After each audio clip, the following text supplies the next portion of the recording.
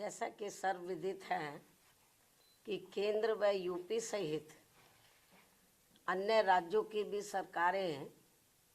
अपनी आर्थिक नीति, बजट व अर्थव्यवस्था आदि को लेकर जो बड़े बड़े दावे कर रही हैं, वे ज़्यादातर हवाई न होकर काश ज़मीनी हकीकत में सही और वास्तविक होते तो वाकई भाजपा द्वारा अच्छे दिन लाने के इनके सुनहरे सुहावने व लुभावने वायदे की थोड़ी अच्छी बात होती। किंतु दुखद है कि सरकार की अधिकतर नीतियों एवं कार्यक्रमों से जग जाहिर तौर पर कुछ मुट्ठी भर बड़े बड़े पूंजीपति व धन्ना सेठ और अधिक धनवान बन रहे हैं व इन जैसे लोगों की संख्या दिन दोगुनी व रात चौगुनी बढ़ रही है, जो कि ये सरकार की पूंजीवाद समर्थक नीति का जीता जागता प्रमाण है। जबकि सरकारों का सही व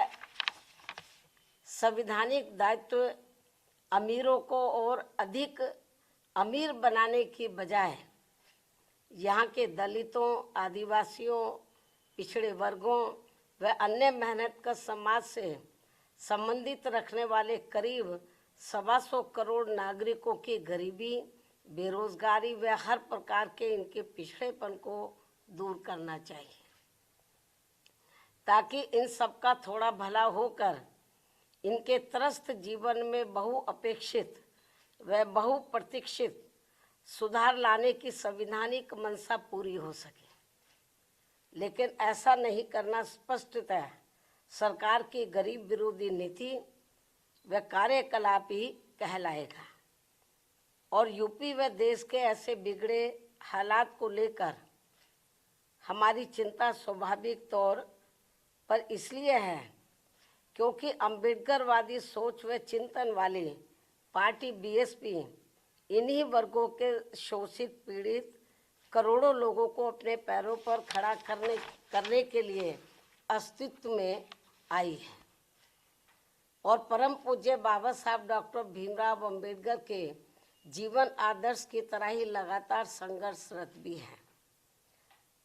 तथा साथ ही उत्तर प्रदेश में 4 बार मेरे नेतृत्व में रही सरकार में सामाजिक परिवर्तन व आर्थिक मुक्ति का ऐतिहासिक सुधार जमीन पर उतार करके भी दिखाया है,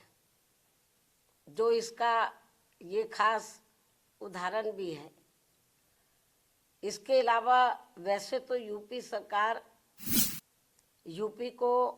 वर्तमान में जो चल रही है यूपी सरकार, यूपी को देश का ग्रोथ इंजन होने का दावा करते हुए नहीं थकती है, किंतु आबादी के हिसाब से देश के सबसे बड़े राज्य होने के बावजूद यहाँ के लोगों के जीवन की जो शिक्षा, स्वास्थ्य, सड़क, बिजली, पानी आदि बुनियादी ज़रूरतों को लेकर जो दुर्दशा है वह किसी से भी छिपी हुई नहीं है। केंद्र की तरह यूपी सरकार के पास भी धन की कमी नहीं है, लेकिन इसका इस्तेमाल यहाँ के गरीब लोगों के हित कल्याण तथा इनके जीवन सुधार में पूरे सही से नहीं होना, ये काफ़ी चिंताजनक बात है। ये कांग्रेसी कृत्य है, ये तो कभी कांग्रेस के ज़माने में होता था। ये कांग्रेसी कृत्य है जिस नक्शे कदम पर अब भाजपा सरकारें भी चलती हुई नज़र आ रही हैं। भाजपा व अन्य और जो रीजनल पार्टियों की सरकारें हैं वो भी चलती हुई नज़र आ रही हैं, जो बड़े दुख की बात है। इतना ही नहीं बल्कि कांग्रेस व सपा सरकार की तरह ही भाजपा सरकार द्वारा भी बाबा साहब डॉक्टर भीमराव अंबेडकर समग्र विकास योजना आदि जैसी महत्वपूर्ण योजनाओं को निष्क्रिय बना देने के कारण हमने जो डॉक्टर भीमराव अंबेडकर समग्र विकास योजना यूपी में शुरू की थी, तो इसको कांग्रेस और सपा की सरकार की तरह ही भाजपा सरकार द्वारा भी डॉक्टर अंबेडकर समग्र विकास, ग्राम विकास योजना आदि जैसी महत्वपूर्ण योजनाओं को निष्क्रिय बना देने के कारण अब गरीब ग्रामीण परिवारों का अपेक्षित समग्र विकास प्रभावित है। जबकि बीएसपी की सरकार ने इस योजना को भरपूर धन देकर गांवों को 17 बुनियादी सुविधाओं से जोड़कर यहाँ लोगों के जीवन में काफ़ी सुधार लाया था, ये बात सर्वविदित है। लेकिन अब आम चर्चा के मुताबिक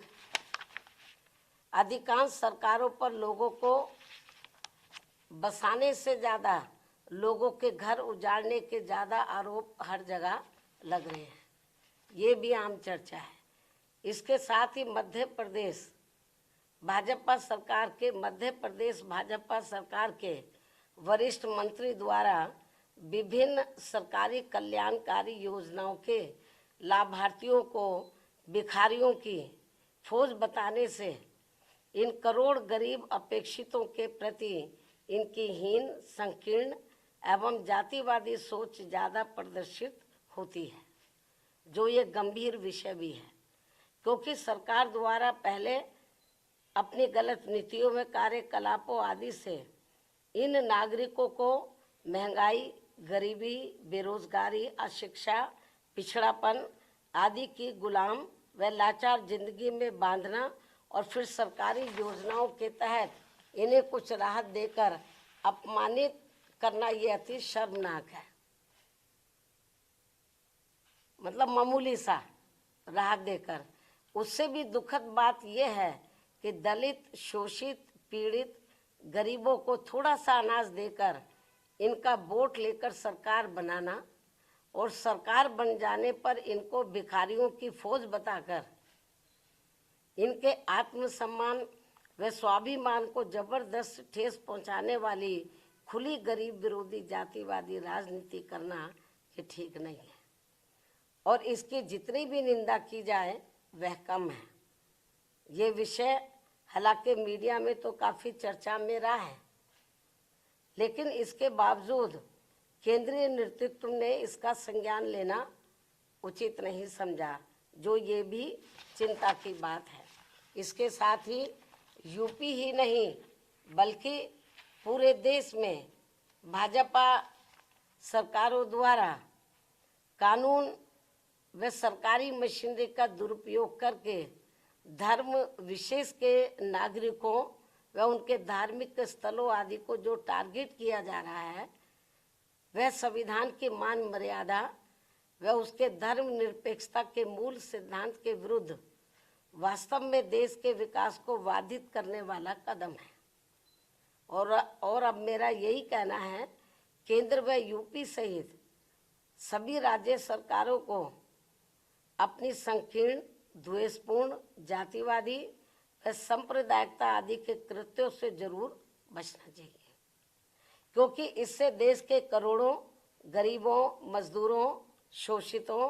पीड़ितों, दलितों, आदिवासियों, पिछड़ों व अन्य मेहनतकश नागरिकों का हित व कल्याण नहीं हो पा रहा है, और जिससे वास्तव में देश हित भी प्रभावित हो रहा है। ऐसे में सरकारों की नियत, नीति व अमल में भी सर्वजन हिताय व सर्वजन सुखाय जैसा सही संवैधानिक जनहितैषी बदलाव होना जरूरी है। संक्षेप में अब हमारी पार्टी का यही कहना है कि हर वर्ष केंद्र व राज्यों के बजट में देश, प्रदेश व जनहित की जो काफ़ी बड़ी बड़ी बातें कही जाती हैं, और आपको मालूम है इस समय बजट का दौर चल रहा है पूरे देश में। राज्यों की सरकारें अपना बजट रख रही हैं, केंद्र की सरकार ने भी बजट रखा, चर्चा भी अब इस पर होगी। लेकिन इन्होंने हर साल केंद्र और राज्यों की सरकारें अपने बजट में देश, प्रदेश व जनहित की, केंद्र की सरकार देश की जनहित की और राज्यों की सरकारें प्रदेश व जनहित की तो काफ़ी बड़ी बड़ी बातें करती हैं, लेकिन उन पर 50% भी सही से अमल नहीं किया जाता है। क्योंकि मैं देख रही हूँ आए दिन किसी ना किसी राज्य का बजट आ रहा है, लंबी चौड़ी बातें करते हैं। यूपी में भी कही गई,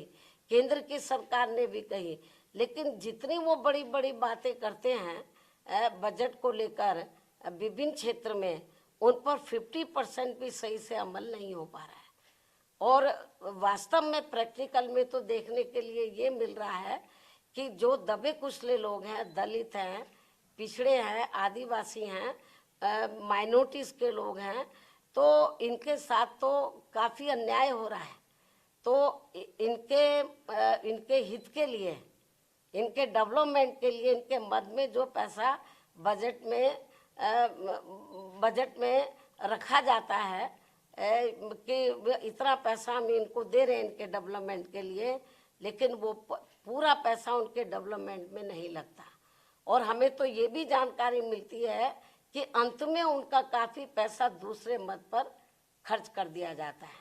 और इसको लेकर हमारी पार्टी ने पार्लियामेंट के अंदर भी आवाज़ उठाई थी। जब मैं मेंबर पार्लियामेंट थी, मैंने भी इस मुद्दे को काफ़ी गर्मजोशी के साथ उठाया था। केंद्र की सरकार का ध्यान हमने